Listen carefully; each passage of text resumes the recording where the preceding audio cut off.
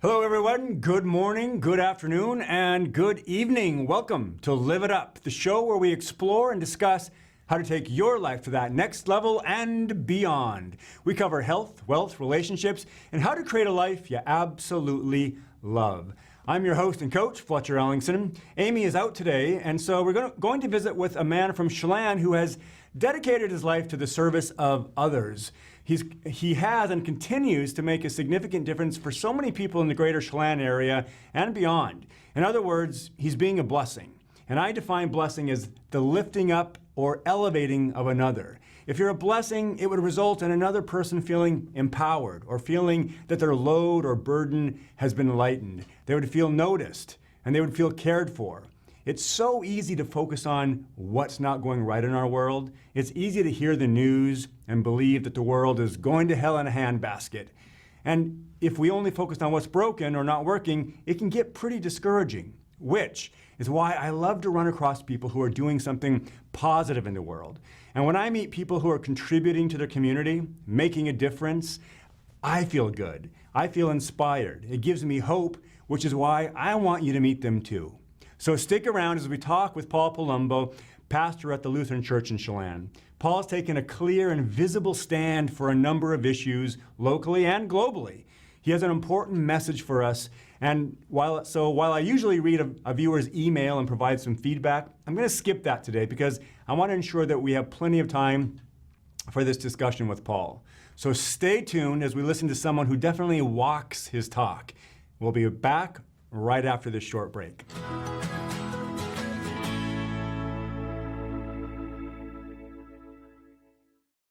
Hey everybody, welcome back to Live It Up. Today we are hanging out with my friend Paul Palumbo. He is the pastor at the Chelan Lutheran Church, right? Yeah. Welcome. Thank you. Good to be here. Yeah, absolutely. Thanks.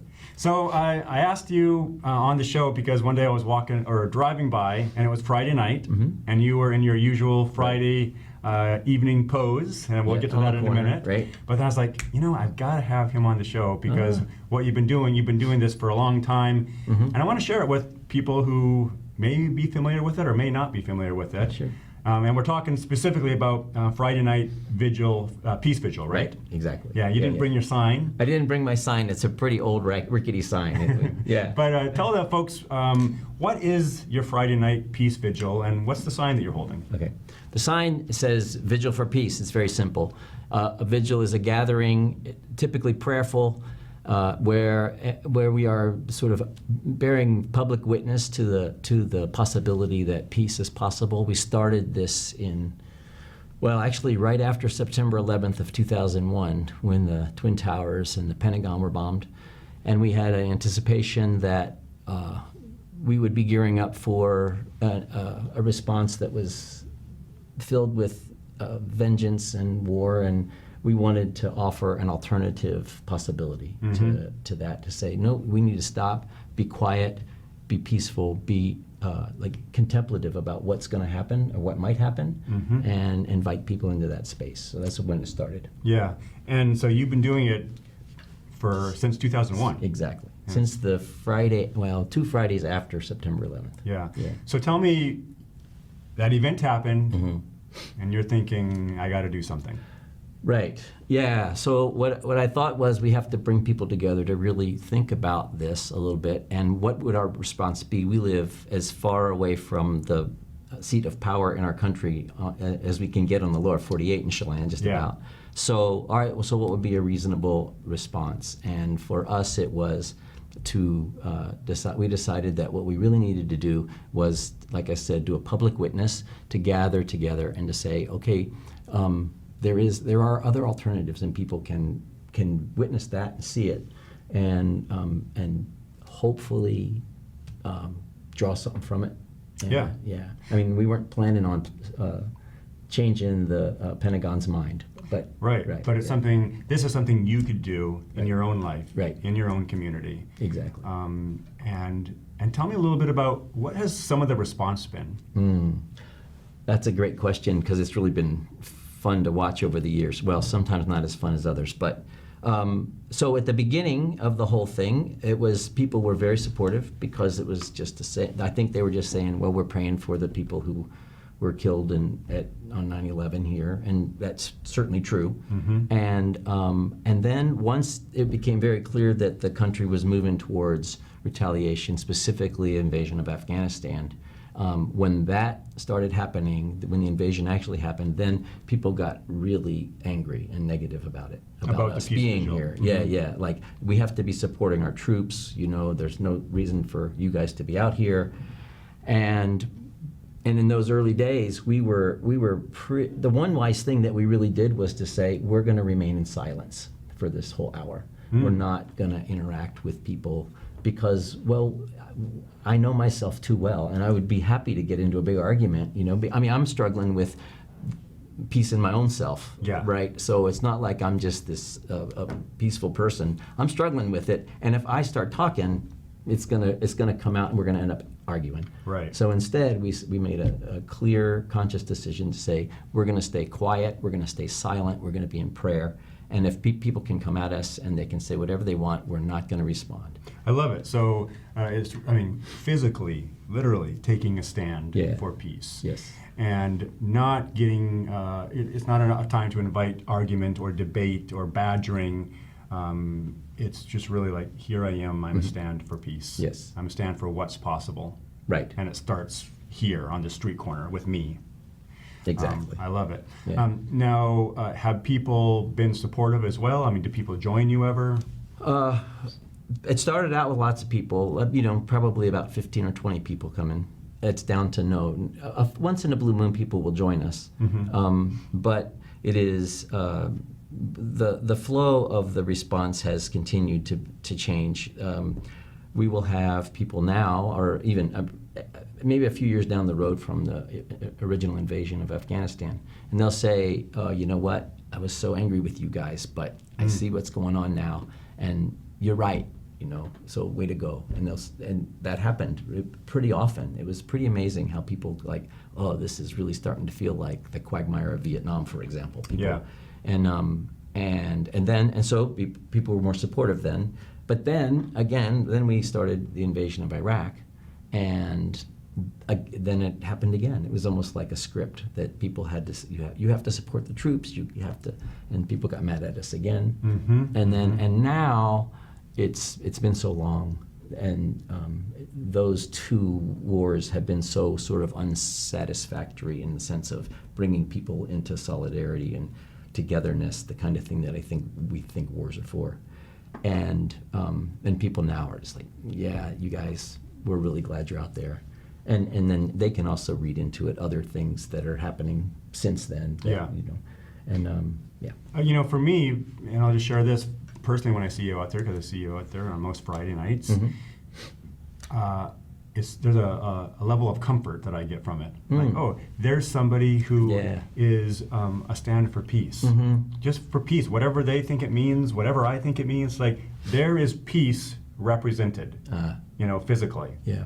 And that's no small thing. And I love it, and I also love it because it looks out of place. It looks odd. It looks weird. Yeah. And it interrupts our patterns. Yes. You're not out there preaching. You're not out there condemning or yelling. It's just there's a guy who says peace is possible, and I stand for it. And it interrupts our daily patterns, and it just causes us to stop and consider, like, what is possible? Yeah. Or it causes us to consider, what is the deal with that guy? Right. Yeah. What's up with him? What's making him tick? Yeah. Which is, again, why I wanted you on the show. Yeah. So you've been doing it since 2001. It's 2019 now. Yes, it is. And what you just said is really interesting, because several times, two things. One is that many times we have thought, maybe we need to stop now. We've had enough. It's had its run. And inevitably, I mean, we literally will talk about it like twice a year. Maybe it's too much now, we're done. And people will come up and say, I don't get to stand with you, but I love to see you there. And it's so comforting. It's so important. We're Yeah. so thankful that you're there. And then we're like, oh, another year. Here we go. For me personally, I have to stand in the cold of winter for another year. Right. You know. So yeah, that's one of the things that is that you get that response. Yeah. Yeah. Because that's the other thing. You're in there. You're in the rain. You're in the snow. You're in the cold. Right. So Yeah. it's not just like when it's convenient. Right, it isn't. And I would love convenience. I would love not to be out there in the winter. It's really difficult for me, but I think that's just part of the sacrifice you have to make, right? And it's not a big sacrifice. It's just bundle up. Right. The other thing about it is that hour, it really is like a resetting for me, because like I said earlier, we're not going to change the world with this. But what I've come over the years to see is that what that hour does for me is to say, I'm not going to change the world, nor is the world going to change me. Mm-hmm. Right? Because there's so much propaganda, there's so much, there's so much energy towards solving our problems with violence, and there's so much energy actually in trying to avoid our own suffering. And so for that 1 hour a week, I'm there, and I can say, and that hour really is sort of a hour of adjustment for me. It happens twice. It happens there. It happens in worship for me. So those 2 times are when I'm really reorienting towards, all right, what am I for? What is this about? Right. You know, what is in my Christian walk? What am I called to do? And those are times of orientation for me. So it's really helpful. Thanks for sharing that. I love that concept about I'm not going to change the world. But the world's not going to change me. Right. Yeah. Yeah. I mean, you definitely are impacting the world, right? Yeah. I mean, you've impacted me. Right. You've impacted right. Sure. me Yeah. in our community. Yeah. So yeah, but I love that. But I won't be changed by the world either. So very cool. Yeah. Hey, we have to take a quick break. Okay. We're going to be back more with this great discussion with Pastor Paul Palumbo. Stay with us.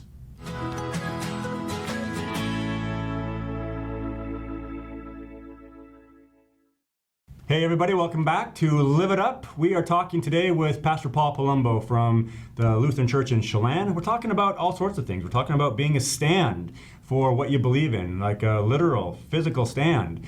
And we're also talking now about another project he's been involved with for a number of years. And tell us a little bit about Honorable Welcome Home. Okay, yeah. So it is a program that the church started in about 2008 for veterans to come to Chelan. We've had experience with people coming to Chelan. You probably have had this too, where they come and it feels like, oh my gosh, we really feel like this is a place of healing, right? Yeah. There's beauty, and there's the lake, and there's all kinds of great stuff. So we thought, well, why not bring veterans who are coming back? We thought at first Afghanistan and Iraqi veterans. It goes back to that, how are you supporting the troops? Well, this is how we do it at the back end, right? I love it, yeah. And so what we did was we got together with a bunch of people, veterans from the VA, from the American Legion, from VFW, and talked to them about what would be possible. And after we talked to them and got some community support, we started to invite veterans to come for like 4 days to Chelan. And we put them together. We put them up in a house. They all stay together. We do a sort of bed and breakfast kind of hosting.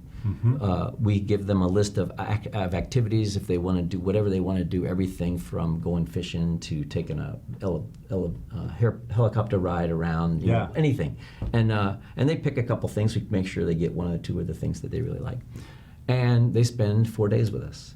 And what has been absolutely stunning is that we have come upon this thing that we didn't know about before it started, which is it's called moral injury or soul injury, which is that which people carry when they've done something that they know that the human soul just isn't meant to do. And a lot of guys in combat have to do that. And it really it stays with them. You know, I talk to a lot of veterans, and it's like, you don't just fight the battle. The battle doesn't stay in Afghanistan or Vietnam or whatever. It comes home with you. And what we found was that in these 4 days, people are actually like, they've been suppressing that for 40 or 50 years or suffering with it. And in 4 days, this somehow cracks open. Wow. Yeah, it's amazing. It's like our experience now, we've been doing this for about 10 years, is that, well, I can tell you a story. There's a guy who came through, and I saw him a little while later, about 6 months later, and he goes, Pastor Paul, guess what? I said, what? He said, my wife and I invited some people over for dinner the other night. And I said, yeah? He goes, yeah. And I said, and he said, oh, you don't get it. And I said, no, I'm afraid I don't. Tell me. He said, Pastor, that's the first time in 40 years that I've invited anybody but my own family into my house. Wow. Because these guys feel like they're just not loved. They feel like they are they're really self-disqualifying them, Yes. right, from enjoying their life, because they know what they've done, Right. right, and they feel it deeply, and so they disqualify themselves from enjoying their life. Man. And the statistic that just stunned me when I first started this is that by like 2014, more Vietnam veterans had committed suicide than were killed in the war. That is And unbelievable. it is, but there's just a short step from I don't deserve to enjoy my life to I don't deserve to live, All right. right? And so we walked into this, and I mean, it was just a blessing because we didn't know what we were doing. Yeah. But over the years, what we found is that these guys they open up when they come. It's Wow. like these people actually, like, wow, they love us, they want us, they've invited us in. Yeah. We take a wine testing, and there's one story where these three vets, they were doing the wine testing, and their spouses came, and they're like the unsung heroes of all of this over the Yes. years. And these are all Vietnam veterans, because the Afghani and Iraqi veterans, the Vietnam veterans said they come in too hot. They're not ready for what you have, but the Vietnam vets are. So anyway, we go to a wine place, and they have their tastes, and the guy over on the other side says, well, what was your favorite? And he said, well, this, and he gives them a bottle of wine. He hands them very ceremoniously. We didn't prompt this or anything. He just said, this is for your service. And he does it to each one of them. And I'm standing with the wives. And when I said, oh, this is really cool. How nice. But no, the wives are not saying that. They're weeping. Yes. And they're saying to me, this doesn't happen. This doesn't happen in their life. This does not happen. Right? It's just like, oh, yeah, well, okay, here it is. That chokes me up just hearing that. It's Yeah, amazing. right. Yeah. Because if anyone's, deserving of like attention and love and compassion and healing, oh my gosh. Yeah, it's the healing. It is just absolutely foundational. Wow. Yeah. And many times people still come to Chelan. They come out for vacation or whatever. They stop in and say, I just want you to know that Honorable Welcome Home changed my life. Wow. I mean, and this is, so we've had over 100 people come through, 100 veterans, mostly men, because it's the Vietnam guys that are mostly coming, but we've had like 5 or 6 women. And it just, for some reason, it just cracks them open. We don't preach, we don't, nothing explicit, but I think what we're doing is sort of showing them what it means to be encountered by people who know what love and forgiveness is about. Yeah. And when we hear their shame or their guilt that they are burdened by, we don't flinch. We don't. Yeah. Yes, that's true, and yet, here's this. Right. And so it's an amazing program. Wow. Well, Yeah. Thanks for putting all that together and Yeah. making such a difference for these guys. I mean, Yep. that is, like, what a testimony to. That's you bringing peace, right? That's like restoring peace to people's lives, and Yes. so they can feel whole again, or some semblance of wholeness. Absolutely. Yeah. Exactly. Yeah. That's a really powerful. Yeah. Good connection. So you got a lot going on. All right. Yes.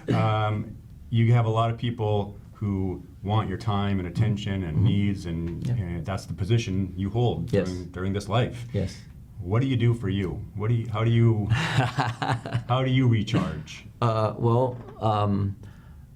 There's a couple things to say about that. One is I think it's pretty clear when I talk about Honorable Welcome Home, for example, that's really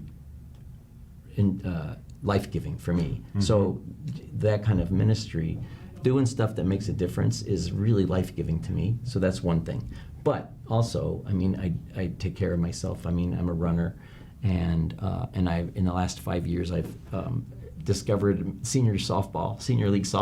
It's just Right. absolutely a blast where I can go and actually and think of nothing else except playing shortstop, and Fun. it's a blast. Yeah. Yeah. So that kind of thing is. So you got some play time. I have playtime. Yeah. Yeah. Of course, my family is really important to me, and my daughter and her husband and their child, who's 2.5, Aaron, are staying with us. They just moved back to Chelan. Right, so you're a grandpa now. I'm a grandpa, and I get to hang out with Aaron a lot, and that's life-giving as well. So yeah. Excellent. Yeah. And I always like to ask people this question. Has there ever been something in your life that you thought you were right about, and then something happened and you realized you weren't as right about that as you thought? I wrote a whole book about that. Of my yeah. Did you? Oh, absolutely, yeah. Let's see, which You're like, there's so many. there are. I mean, but they're all stories. They're kind of long stories, but they are of Well, we have time for a short one. A short one. Oh man. Okay. So I early in my pastoral life, I actually for 10 years I was pastor of an African American Lutheran congregation in Durham, North Carolina. Oh, I didn't know that. Yeah. And so and there was a guy who cut our grass, and he was like the one of the women in the church said, "Don't mess with him. He's not nice. He will not treat you well. Don't talk to him." And I'm like, "Okay, don't talk to him. I will not talk to him." And one day I'm there, and the schedule's all off. He's cutting the grass. He's not supposed to be. What's going on? And I just thought, oh gosh, what I thought was, oh, I missed something. What happened? There's something special that's going on. And so I asked him, and he just yelled at me and cussed at me. And I was like, all right, I'm sorry. I walked into the church, and I said, hey, that's not right. I'm the pastor here, right? And I built up this righteous indignation about this thing. And when I went back out, I mean, we were just like face to face yelling at each other. It was just like, and I knew I was right because he had disrespected the pastor, right? Ridiculous. It was ridiculous. So the next day, the woman who had told me about him, I said, I'm afraid you're going to have angry grass cutter on your hand. And she said, oh no, honey, I already took care of him. And I said, that's the way. Yes, good. I'm so glad. And then she said, and now I'm going to take care of you. Because you're not in charge of the grass. That's my job. You're here to teach and to preach and to baptize and to visit the sick. You do your job, I'll do my job, and we're both going to get along just fine. I love it. Yeah. So much for righteous indignation, Yeah, right? really. That's great. Yeah, it's really sweet. Yeah. Yeah, we all need someone to put us in our place once in a while, Speak the right? truth to us, exactly. Yeah. Yeah, very clearly. I love it. Hey, how's it? Yeah. That's good. Thanks for sharing that. Yeah. Let's see. We got just time for one more thing. A book. I like to. What's a good book that you're reading, or a book that you think everybody should read? Oh man, that's not a good question for me because I read the same old books that I've had for years, and I don't, and they're really not like. They're like theological books and stuff, and Oh, gotcha. yeah, it's like a book that I don't know. That one's not You're drawing a blank on that helpful. one? Yeah, I can tell you to read The Eucharist by Alexander Schmemann, who is an Orthodox priest, but I don't think that's going to be very helpful. But yeah. Okay. Yeah. We'll give you a pass on that Okay, one. thank you. We did write a book. I mean, our church put together a book. Oh, what was I think it? that's pretty good. It's called Peace at the Last. It's a liturgy for visitation with people who are dying. Oh, Because right. we found that people want to go when people are dying, they want to go, they want to visit, but it's like, I don't know what to say. I might say the Yes. wrong thing. I don't know what to do. And so this is a book that we put together that said, okay, this is step by step. This is what you do, and it's put to watercolor, beautiful watercolor paintings. Every page has watercolor paintings. So it's a whole liturgy from when you get there to when you leave, and you can see it's just filled with beauty. And people can take it and go, oh, okay, I know what to say now. I can do this page. And then I do just That is so important. Oh, yeah. It really is. I mean, I've Yeah. had some experience with death lately, and that's extremely important. We're going to have you back to talk about that. That'd be great. All I'd right. love to. All right, we're out of time. So, you know what to do now. It's time to get out there, be a source of kindness, be a source of contribution. You do have something to offer this world. You matter, and I believe in you.